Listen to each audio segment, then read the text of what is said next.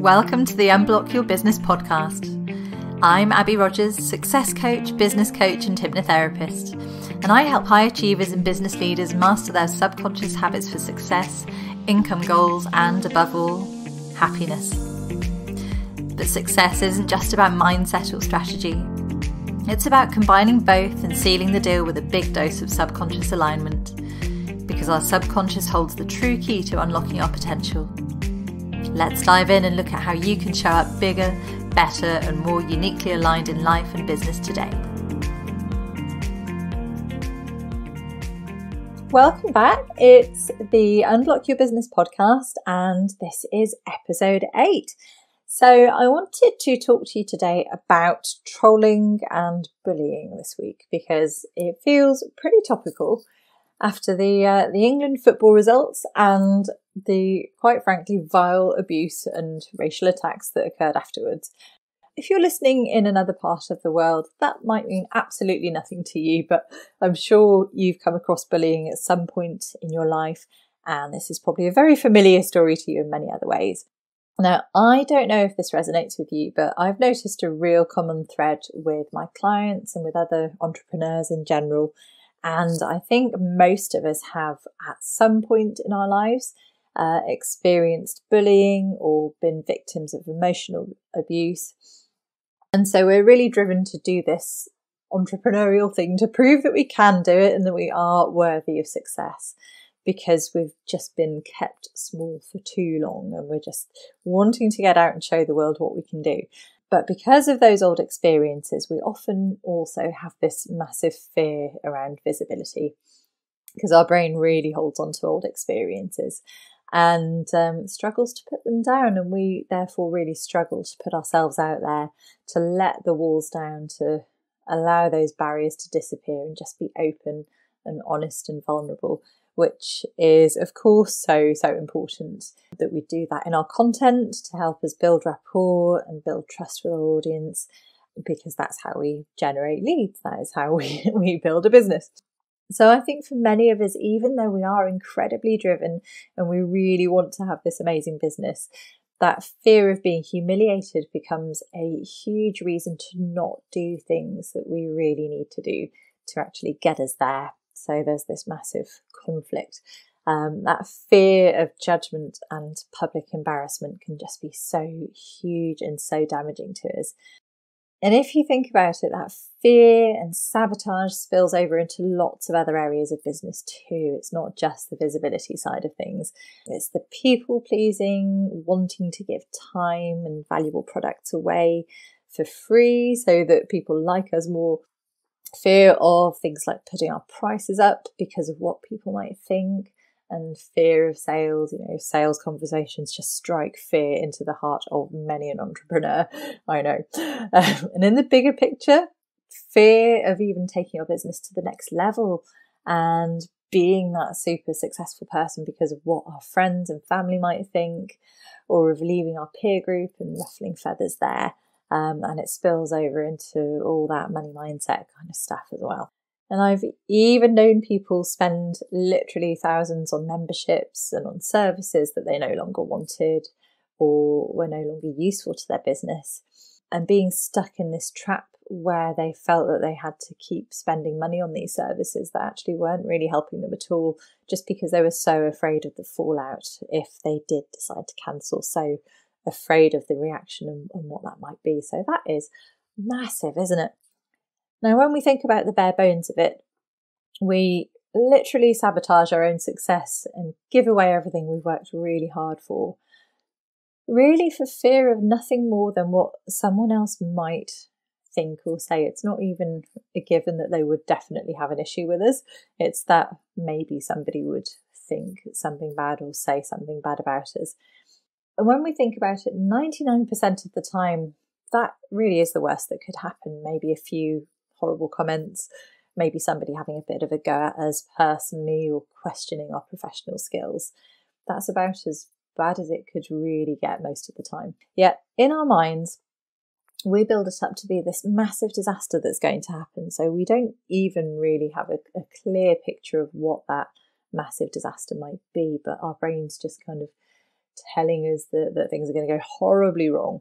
Maybe we imagine getting a bad reputation and our business having to close and all our clients leaving us, people being put off signing up with us or buying our thing.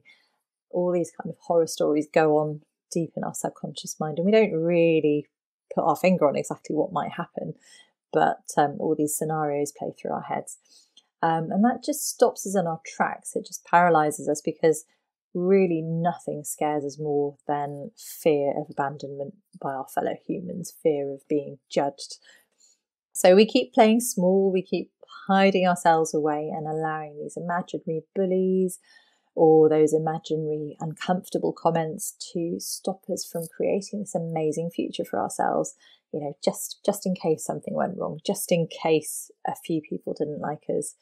In our mind, we've got this kind of subconscious narrative going on of, I'll never do that thing I really want to do because it might upset a few people who clearly don't have our best interests at heart anyway. When we think about it like that, it really sounds crazy, doesn't it? It really does.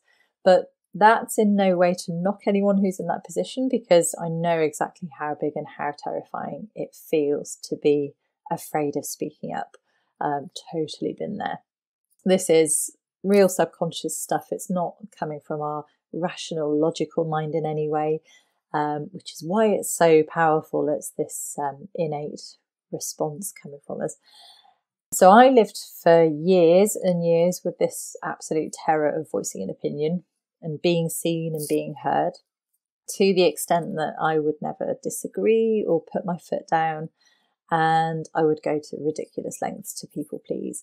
And that led me into controlling relationships. I almost ended up moving away from home and from my family and everything I loved. I was in a financially abusive relationship and completely basically handed over control of my future to other people who were more confident. I stopped doing the things I loved, and then one day just realised that something deeply, deeply wrong was going on, and that things needed to change. So thankfully, now I have an equal and loving relationship. I am free to pursue everything I want in my life on my terms, and I really love what I do. And I've also worked with lots of clients whose businesses have literally changed overnight because of things like cyberbullying. They've gone from 6 figures to all of a sudden at a grinding halt because they've had a nasty experience online. And that powerful hold it has over them, they've just completely cut themselves off from posting and putting themselves and their products and services out there. And it really has just stopped their lives moving forward, and they've had to sort of pick themselves up and start all over again. So for me, it wasn't until I had hypnotherapy that I felt confident enough to start voicing my own feelings. And there is absolutely no way I could have got to where I am in my business now without dealing with that fear, that huge irrational fear that ruled my life. And that is how I now help my clients move past their subconscious fears and struggles too. So I think it really helps us to recognise, firstly, and really acknowledge that growing a business is an incredibly vulnerable thing to do. The only thing I can think of that's more vulnerable is possibly being a celebrity. And we almost do have to become celebrities in a way to get ourselves known and to keep attracting people into our world, don't we? So like celebrities, I think we almost have to go in kind of expecting that being visible and standing for something is going to mean that we are going to attract some negative attention along with the positive. Viewing it as this inevitable thing that we're prepared for rather than being surprised by it, I think puts us in a much more powerful position. And much as bullying and trolling is appalling behaviour, really it is just part and parcel of human nature. And sadly, it is pretty inevitable that if we do anything that involves interacting with other humans, then we're going to end up coming across some pretty unpleasant people or unpleasant outbursts at times. And that would happen, I think, even if we didn't do what we do, even if we did nothing very exciting with our lives, it would still happen at some point. We'd cross somebody who was having a bad day. Even if we went out of our way to please everybody on the planet, it would still happen because you just can't control other people's reactions through your own behaviour to that extent. So, the nicest person on the planet is still going to get abuse from somebody at some point. And even if we were working in a job we hated, doing something we really didn't enjoy, the chances are we would come across that person having a bad day and taking it out on us at some point. So I think just expecting it to happen almost and just saying to ourselves, look, I know I can deal with it when it does happen, is a really empowering thing to do. So what I always like to remember when I do have those encounters is that person's reaction and the way they're behaving is not about me. It is always, always, always about what's going on for that person in their lives, and all the negative emotions and energy that they're putting out there to the world are just basically a reflection of all the bad stuff that is going on inside them. Maybe they are really having a hard time in their life or their business. Maybe something's gone really badly wrong for them. Maybe they have had a really, really crappy day and you just happen to be in their line of fire or just push their buttons. Maybe it is that they are struggling so much that they're really jealous and wound up by the thought of competition, and the only way forward that they can see is to attack, to have a go at the people who seem to be doing better than they are, and you just happen to be in their line of view. So I think by just coming at it from that standpoint and shifting your focus in that way, you can really shield yourself almost from the impact, because it isn't so much about what happens to us as how we respond to it. And that's what makes us feel bad. It's how we choose to react to it. So that's another wonderful thing to remember, that you have the power in any moment to choose how other people make you feel. So if someone chooses to give you grief, you can choose to take it and internalize it and make it all about you, or you can choose to just let it bounce off you. Just stand in your own power and in your integrity and know that you've done your very best and that you're a good person. Put it another way, you can allow this person to continue to take from you after whatever they've done, and they can take your happiness. You can allow them to take your energy and hours of your time worrying about them, stressing about the situation, or you can flip it around and take from them instead by not allowing them to affect you. And even using the fact that they've tried to tear you down to make you more determined to keep going in spite of their efforts to sabotage you and to get out there and prove them wrong. And I think if you can do that, that is so, so empowering. So being in business is, as we've said, incredibly vulnerable. If I think about it, I have had to constantly break new ground in order to grow my business since I started building my coaching business online. And I am doing so much stuff now that I wouldn't even have dreamed of doing a year ago. Now, if I had listened to that little voice that says, oh, don't post that, somebody out there might disagree, if I tuned into that every time, then there is no way I'd be doing what I'm doing now. And there's no way I would have this business that I absolutely love now. And I definitely wouldn't have a podcast, so I wouldn't even be here talking to you today. I would never have sold out my one-to-ones. I'd never have established my membership or mastermind. I would probably never even have gone live in my group. And going back a few years, there's absolutely no way I would have done that. And I just can't imagine how much harder it would have been to get my business off the ground without that freedom to put my thoughts out into the world.